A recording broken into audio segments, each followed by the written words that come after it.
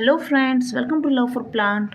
अगर आप अपने घर को नेचुरल तरीके से सजाना चाहते हैं, एकदम से बिना कोई खर्च के एकदम से अपने घर को ऐसा सेंटर ऑफ अट्रैक्शन बनाना चाहते हैं, महंगे महंगे जो होम डेकोरेशन आइटम्स आप उन्हें नहीं चाहते हैं, लेकिन फिर भी चाहते हैं कि आपका घर बहुत ही ज़्यादा खूबसूरत लगे, तो इसका एक सिंपल सा ऑप्शन है। आपके कुछ यूनिक से प्लांट, उन्हीं में एक प्लांट आता है आपका ये पोनीटेल पाम। ये देखिए कितना खूबसूरत प्लांट लगता है। आप इसे इंडोर आउटडोर दोनों ही तरह से लगा सकते हैं और ये दिखने में बहुत ही ज़्यादा खूबसूरत रहता है। कुछ ही सालों में ना पोनीटेल पाम एक बहुत ही ज़्यादा पॉपुलर हाउस प्लांट बन गया है, क्योंकि इसका जो गोल गोल ट्रंक या बल्ब बोल सकते हैं हम इसको, और इसकी खूबसूरत पोनीटेल या फिर चोटियों जैसी इसकी ये पत्तियाँ जो दिखने में काफ़ी खूबसूरत लगती हैं। इसकी एक ख़ास बात यह भी है कि ना पोनीटेल पाम है, इसका नाम है पोनीटेल पाम, लेकिन फिर भी ये पाम नहीं है और ना ही ये कोई ट्री है, यानी कि पेड़ भी नहीं हो रहे, पाम फैमिली का भी नहीं है, ये कुछ अलग ही है। ये है अगेव फैमिली का हमारा एक सैकुलेंट। अब बात करते हैं कि इसको सैकुलेंट क्यों कहते हैं, क्योंकि हमें तो ये सैकुलेंट लगता ही नहीं है, ना तो इसकी इस पत्तों में रस भरा है और ये ट्रंक भी हमें नॉर्मल ही लग रही है। लेकिन इसका ऐसा नहीं है, इसकी जो ट्रंक रहती है इसी में रहता है इसका पानी सारा स्टोर। अगर आप अपने पोनीटेल पाम को थोड़ा सा भी ओवर वाटर कर देंगे ना, तो आप देखेंगे इसका जो ट्रंक है हल्का सा यूँ पिलपिला सा हो जाएगा, थोड़ा थोड़ा दबना स्टार्ट हो जाएगा। उससे आपको पता लगेगा कि इसमें कितना पानी स्टोर रहता है, क्योंकि इसकी ना रूट्स काफ़ी बड़ी नहीं रहती। देखिए इस तरह से इसकी ये रूट्स रहती हैं। इन्हें हम बोनसाई बनाते हैं तो इसको बहुत ज़्यादा नीचे भी हम नहीं लगाते। लास्ट ईयर मैंने इसकी ना प्रूनिंग की थी थोड़ी सी, और इसको ना जो रिपोर्ट किया था तब इसकी देख सकते हैं आप, यहाँ पर इसकी इस तरह से रूट्स थी। इन रूट्स को मैंने कट कर दिया और थोड़ा और ऊपर की तरफ ये लगा दिया था। अब इसका आप देखेंगे रूट्स इसकी बहुत ज़्यादा गहरी नहीं है और ये प्लांट भी हमारा बहुत ज़्यादा गहरा नहीं है। ये बिल्कुल 2 से 3 इंच ही इसकी ज़्यादा नीचे रूट्स हैं, लंबी चौड़ी रूट्स हैं। बहुत ज़्यादा गहराई वाली इसकी जो रूट सिस्टम रहता है वो ऐसा नहीं होता है। अब पोनीटेल पाम जितना खूबसूरत लगता है ना, उतना ही स्लो रेट भी है इसकी बढ़ने की। बहुत ही ज़्यादा फास्ट हमारा ये प्लांट नहीं बढ़ता है। एक साल में मुश्किल से 4-5 इंच ही ये प्लांट बढ़ता है। अगर हम इसको इसका जो नेटिव इन्वायरमेंट प्रोवाइड करते हैं, जैसे कि इसका नेटिव जो इन्वायरमेंट है वो है सेंट्रल अमेरिका, अगर हम कुछ वैसा इसको कंडीशन प्रोवाइड करते हैं तो हो सकता है अपनी पूरी साल में या फिर पूरी जितनी इसकी उम्र रहती है ना इस प्लांट की, जितने साल भी जीता है उसमें तकरीबन 20 से 30 फीट ये बढ़ सकता है ऊंचाई में। लेकिन हाँ, इसकी जो ग्रोथ रहती है वो इस बात पर भी डिपेंड करती है कि हम इस प्लांट को लगाते कहाँ हैं, कैसी मिट्टी में रखते हैं, कैसे हम इसको कंटेनर में रखते हैं, ज़मीन में रखते हैं, हम किसी गमले में रखते हैं। अगर हम इसको किसी ऐसे गमले में रखते हैं जो सिर्फ इसके साइज़ का ही है, बहुत ज़्यादा बड़ा नहीं है, हम इसको रिपोर्ट नहीं करते, जैसे कि इसका कोडेक्स इतना है और हम सिर्फ इसको इतने ही गमले में रखते हैं, तो हमारा ये प्लांट जो है इसका कोडेक्स ज़्यादा बड़ा नहीं होगा। अगर हम इसको हर 1.5-2 साल बाद थोड़ा थोड़ा सिर्फ 1 या 1.5 इंच लार्जर पॉट में इसको रिपोर्ट करते रहते हैं, तब हमारा पोनीटेल पाम जो है थोड़ी थोड़ी ग्रोथ अपनी बढ़ाता रहता है।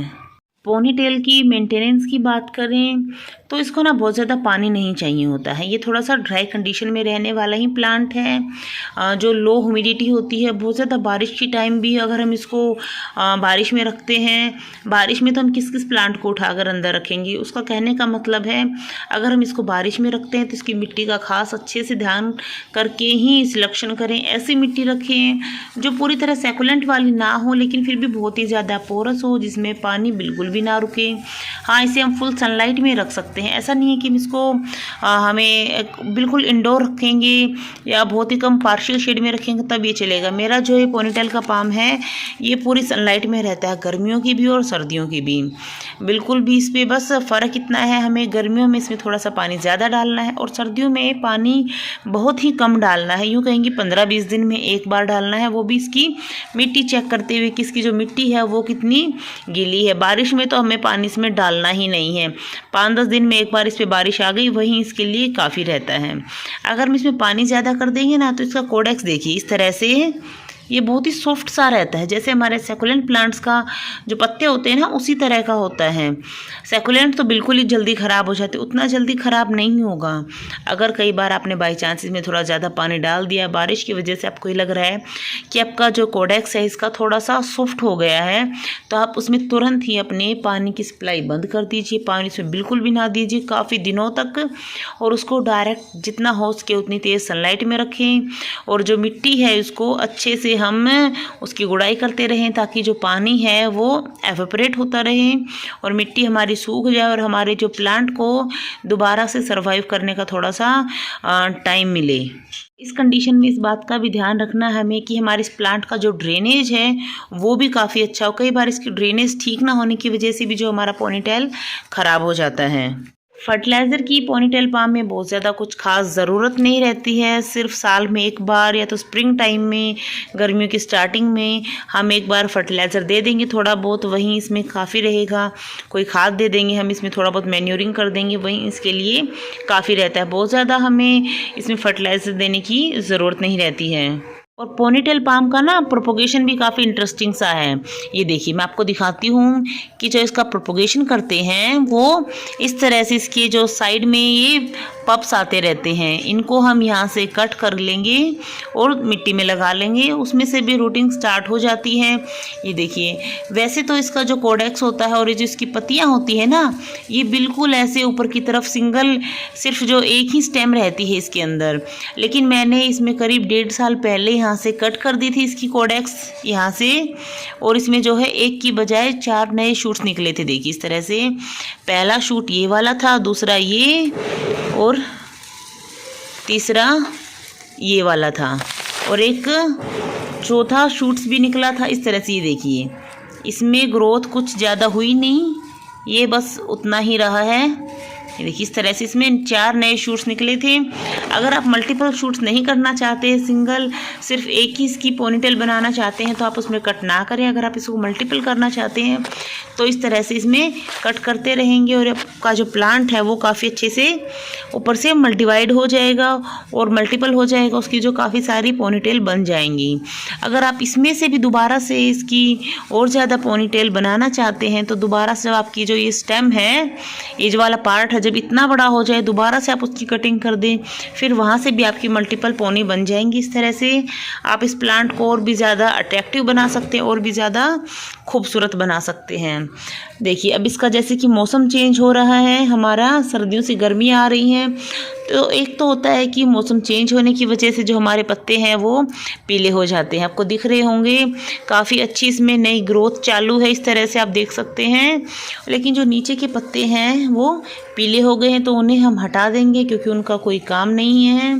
और अगर आपके नए पत्ते हैं, इस तरह से नए पत्ते आ रहे हैं, उन्हीं के टिप येलो या फिर ब्राउन हो रहे हैं, तो हो सकता है आपका प्लांट अंडर वाटर हो या फिर ओवर वाटर हो।